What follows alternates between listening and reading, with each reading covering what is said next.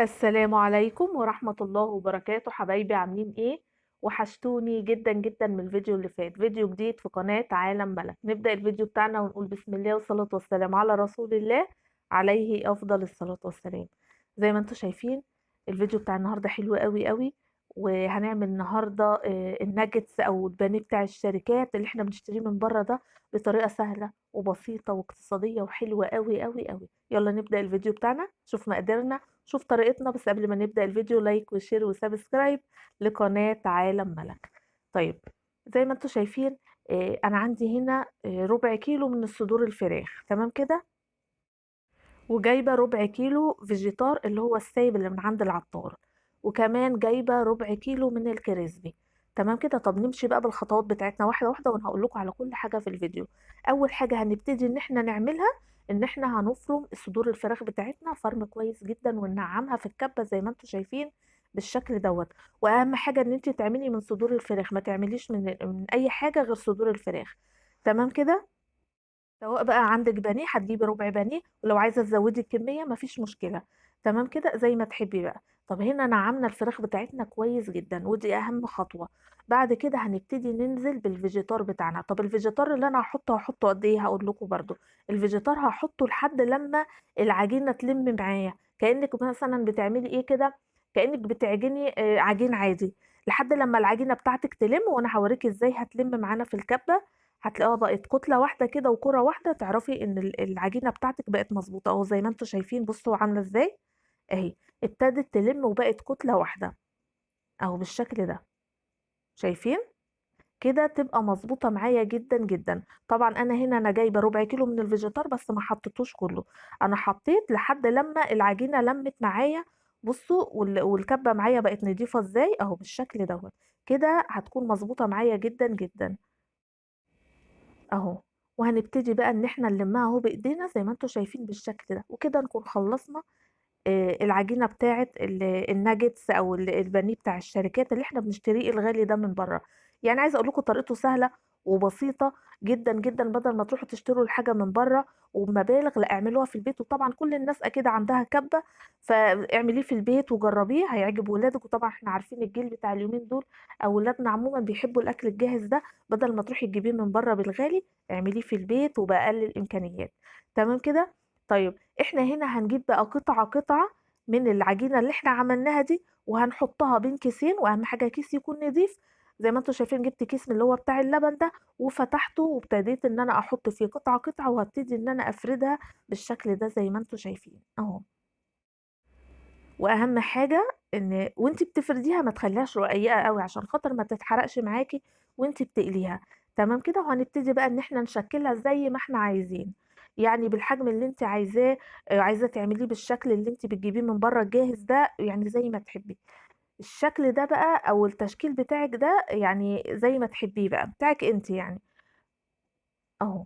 وطبعا هنا انا جبت بقى ايه الفرشه بتاعتي كده ودهنتها دهنه خفيفه من الزيت، عشان خاطر ايه، طبعا انتوا عارفين الفراخ برضو بتلزق شويه، فعشان خاطر ما تلزقش معايا في السكينه وانا بقطعها، فابتديت ان انا ايه ادهنها دهنه خفيفه من الزيت.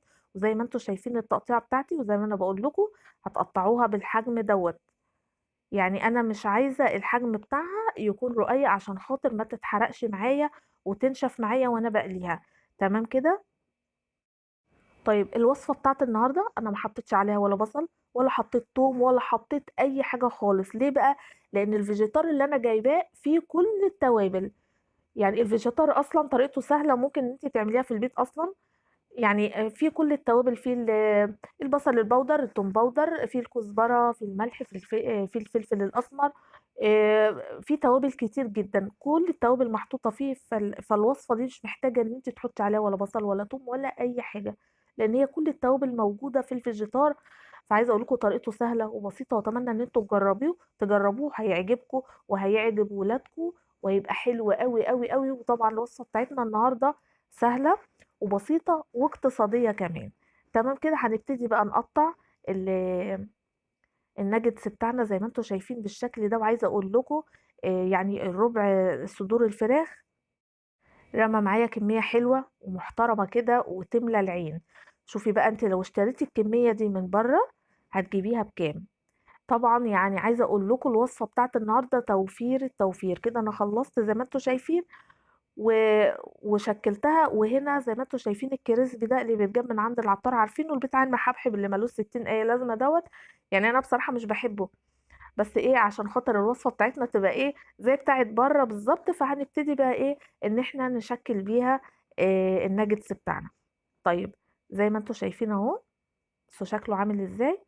طيب أنا كنت جايبة ربع كيلو مش جايبة كتير، وعايزة أقول لكم الربع كيلو ده بيعمل كتير جدًا، يعني هتعملي كذا مرّة بيه. طيب هنا زي ما أنتم شايفين البولة بتاعتي الصغيرة دي أنا حاطة فيها مَيّة، تمام كده؟ وهابتدي بقى إيه إن أنا بالفرشة كده أحط المَيّة أدهن الnuggets بتاعنا زي ما أنتم شايفين بالمَيّة، وابتدي أنزل بيه في البتاع ده اسمه إيه، الكريسبي ده أهو، وهنبتدي إن إحنا نضغط عليه بالراحة، أهو زي ما أنتم شايفين بالشكل ده. طب إحنا بنحط المَيّة ليه؟ المَيّة عشان خاطر الكريسبي يمسك في قلب العجينة بتاعتنا بتاعة الnuggets، تمام كده حبايبي؟ أهو، هندهن دهنة حلوة كده من المَيّة أهو، وننزل بيها على الكريسبي بتاعنا، أهو بالشكل ده. أظن الموضوع سهل وبسيط جدًا، جدًا. بُصّوا بقى وأنا باعمل الكريسبي كده حسيت إن هو الحبيبات بتاعته يعني إيه، كبيرة شوية، فأنا إيه هابتدي بقى أجيب الكبة كده وأدّي له فرمة في قلب الكبة، عشان خاطر أنعّمه شوية، بس مش هانعّمه جامد لأ، هانعّمه شوية، لإن حسيت الحبيبات بتاعته كبيرة، فأنتِ لو حاسة وأنتِ بتعملي الحبيبات بتاعته كبيرة، هتبتدي إن أنتِ تاخدي شوية كده اللي أنتِ هتعمليهم، وتبتدي إن أنتِ تدّيهم فرمة كده في الكبة، يعني نُص ضربة كده بحيث إن هو إيه، ينعم معانا شوية، ما يبقاش محبِّب أوي كده، تمام؟ أهو زي ما أنتم شايفين هادّي له ضربة كده أهو، وابتدي أشتغل بيه، وطبعًا أنا على قد ما باقدر باحاول إن أنا أعمل لكم وصفات سهلة وبسيطة واقتصادية، وطبعًا أكلات من كل ولادنا بيحبوها، بدل ما تروحي تشتريها برّه بالغالي لأ، أنتِ تعمليها في البيت، وعايزة أقول لِك كمان إن أنتِ ممكن تعملي الnuggets دوّة بالطريقة ديّة بُصّوا وتعملوا الكريسبي كده وتحطيه في الفريزر، يعني لو هتعملي كمية أكبر من كده هتعمليها بس هتحطي مثلًا إيه، في الطبق أول طبقة وبعد كده تقومي فاردة كيس وتقومي حاطة طبقة تانية، يعني تحطي بين كل طبقة والتانية كيس وتشيليها في الفريزر. لو أنتِ حابة بقى إن أنتِ تطلّعي في يوم عايزة تعملي لولادِك بقى هيبقى زي الجاهز بالضبط اللي أنتِ جايباه من برّه، عايزة تعملي لولادِك مثلًا nuggets وعايزة تعملي جنبيه شوية مكرونة أو بطاطس مقلية أو أيًا كان بقى، هتطلّعي من الفريزر وهو بتلجه، ما تسيبوش لحد لمّا يفُك، هتطلّعيه وهو بتلجه كده وتبتدي إن أنتِ تقليه في قلب الزيت، يعني هتبقى بصراحة أكلة حلوة وموفّرة وهتعجب ولادكم جدًا، جدًا، وطعمها عايزة أقول لكم كان تحفة بصراحة، أهو، ما تسرحوش وحطّوا لايك، حطّوا لايك دلوقتي وأنتم بتتفرّجوا على الفيديو عشان خاطر ما تنسوش، أهو. طبعًا الأكل بتاعنا ده النهارده هنعمل جنبه بقى شوية مكرونة كده، مكرونة سباجيتي على شوية بطاطس محمّرة، يعني كانت أكلة حلوة أوي، أوي النهارده بصراحة، وكده خلّصنا الكمية كلّها، شايفين الكمية قد إيه؟ أهو، كل الكمية دي من ربع كيلو صدور فراخ، أهو، أو لو عندِك صدر فرخة ممكن إن أنتِ تخليه وتعمليه، ما فيش أي مشكلة، أهو. هنحطه بقى على جنب دلوقتي ونجيب بقى شوية بطاطس حلوين كده ونبتدي ان احنا نقشرهم لان الاكلة دي بصراحة بقى ايه عايزة جنبها كده شوية بطاطس محمرين يعني عشان الوجبة تكتمل بقى كأننا قاعدين في مطعم بالظبط كده يعني على قد ما نقدر بقى ايه نسعد نفسنا بنفسنا كده ونعمل جو المطاعم ده بقى ايه وبدل ما نجيب بقى أكل جاهز من برّه والّا نروح ناكل في المطعم وندفع مبالغ قد كده، لأ إحنا نعمل جو المطعم في البيت، ونعمل أكل المطاعم في البيت واقتصادي وبأقل الإمكانيات، ونعمل بقى إيه شوية بطاطس محمرة كده، مع شوية مكرونة، شوية nuggets. بُصّوا بقى هنا زي ما أنتم شايفين أنا قشّرت البطاطس وغسلتها وهابتدي بقى إيه إن أنا أقطّعها، وطبعًا عايزة أقول لكم أنا هنا إيه يعني هاقلي البطاطس الأول في الزيت، وبعد ما أقلي البطاطس هابتدي إن أنا أقلي آخر حاجة هي الnuggets تمام كده؟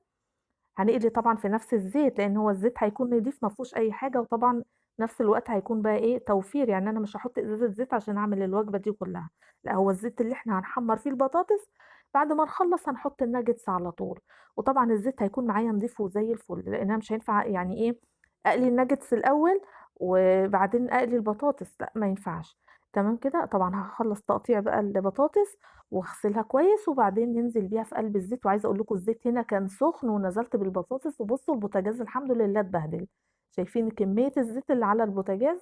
لإن هنا طبعًا ده غلط اللي أنا عملته إن أنا الزيت سخن معايا أوي وابتديت أنزل بالبطاطس مرّة واحدة، فمش مشكلة هانضّفه بقى. هاقلي بقى البطاطس وبعدين نروح نعمل بقى إيه، هنا أنا كنت سلقت المكرونة الاسباجيتي أنا عملت كيس واحد بس، فكنت سلقت المكرونة الاسباجيتي وهابتدي أعمل إيه، التسبيكة بتاعة المكرونة. هنا معايا بصلاية، يعني بصلاية متوسطة كده فرمتها وحطيتها في شوية زيت كده، وأول لمّا دبلت ابتديت أنزل بالطماطم اللي أنا عصراها ومصفياها وحطيت يعني حوالي إيه، معلقتين من الصلصة كده وهنقلب الكلام ده كله على بعضه، وحطيت شوية من الملح، شوية من الفلفل الأسمر، وهندّيهم بقى تقليبة حلوة كده، ونسيبهم بقى إيه لحد لمّا يتسبّكوا ويشكشكوا ويبكبكوا، وبعد كده أهو بُصّوا أهو، بعد كده ننزل بقى إيه بالمكرونة بتاعتنا اللي إحنا سالقينها، هنا إيه الصلصة بتاعتي اتسبّكت أهي، وهنبتدي ننزل بالمكرونة ونقلّب الكلام ده كله على بعضه زي ما أنتم شايفين بالشكل ده، وكده كنا خلّصنا المكرونة والحمد لله. وكمان كنت قليت البطاطس، يعني فاضل إيه آخر طاسة كده هاطلّعها أهو، كده آخر طاسة أهو، هابتدي بقى إن أنا أطلّع البطاطس وبعد كده هنبتدي نقلي الnuggets بتاعنا، أهو. طبعًا أنا هنا لمّا هاقلي الnuggets بتاعي هاقليه بقى إزاي، يعني أمّا آجي أقليه هيكون الزيت بتاعي ما يكونش سخن أوي. تمام كده، يعني هيكون النار هنكون مهدّيينها كده، عشان خاطر طبعًا دي فراخ ولازم إنها تاخد سواها براحتها، ما ينفعش إن إحنا نعملها في زيت سخن، هتستوي من برّه الcover اللي برّه ده هيستوي ومن جوّه هتبقى نيّة، وطبعًا أهم حاجة نكون واقفين جنبها لإنها هي بتستوي بسرعة بتتحمّر من برّه بسرعة، و وهنبتدي بقى إن إحنا نقلّبها كده، يعني أهم حاجة إن أنتِ ما تسيبيهاش تفضلي واقفة جنبها عشان ما تتحرقش منِّك، أهو. هي مش هتاخد معاكِ وقت في القلية، بس أهم حاجة زي ما أنا قُلت لِك ما تعلّيش النار عليها عشان ما تبقاش نيّة معاكِ من جوّه، يعني هتقليها كده على نار متوسطة أهو، وابتدينا نطلّع البانيه بتاعنا أهو بالشكل دوّة، وهننزل ببقية الكمية أهو زي ما أنتم شايفين، يعني الموضوع سهل وبسيط جدًا، جدًا. بُصّوا أهو، شايفين؟ يعني مجرّد ما الحروف كده تعمل اللون دوّة، يبقى كده إيه، استوت معانا أهو. نخلّص بقى كل الكمية وبعدين بقى نروح نشوف الكمية بتاعتنا بتاعة البانيه اللي هو بتاع الشركات ده أو الnuggets يعني سموه بقى زي ما تسموه، رمى كمية معانا قد إيه، تمام كده حبايبي، صلّوا بقى على رسول الله عليه أفضل الصلاة والسلام، اللهم صل وسلم وبارك على سيدنا محمد عليه أفضل الصلاة والسلام، حطّوا بقى لايك واللي ما اشتركش في القناة يا ريت يشترك في القناة، وكده خلّصنا الnuggets بتاعنا وشايفين بقى يعني إيه حاجة كده عظمة، فاخر من الآخر. يعني عايزة أقول لكم الربع صدور فراخ ده يعني ممكن يأكّل 4 أفراد، أنتم متخيّلين إن ربع كيلو من صدور الفراخ أو ربع كيلو من البانيه يعني يأكّل حوالي 4 أفراد، يعني بُصّوا الوصفة بتاعة النهارده توفير التوفير اقتصادية 100% وطبعًا من الأكلات اللي كل ولادنا بتحبها، وأتمنى إن أنتم تجرّبوها هتعجبكم أوي، أوي وهتعجب ولادكم جدًا، جدًا. وهنا طبعًا أنا كنت خلّصت المكرونة وابتديت إن أنا أحطها في الأطباق بقى عشان خاطر إيه، نعمل جو المطاعم بقى اللي أنا باقول لكم عليه ده. يبقى عملنا الغدا بتاعنا النهارده إيه، عملنا المكرونة الاسباجيتي وحمّرنا البطاطس وعملنا البانيه اللي هو بتاع الشركات أو الnuggets أهو، وده بقى كان الغدا بتاعنا النهارده أهو. بكده بقى نكون خلّصنا الفيديو بتاع النهارده.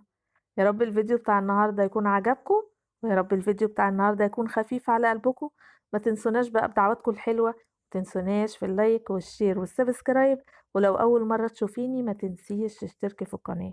أشوفكم على خير في فيديو جديد، والسلام عليكم ورحمة الله وبركاته.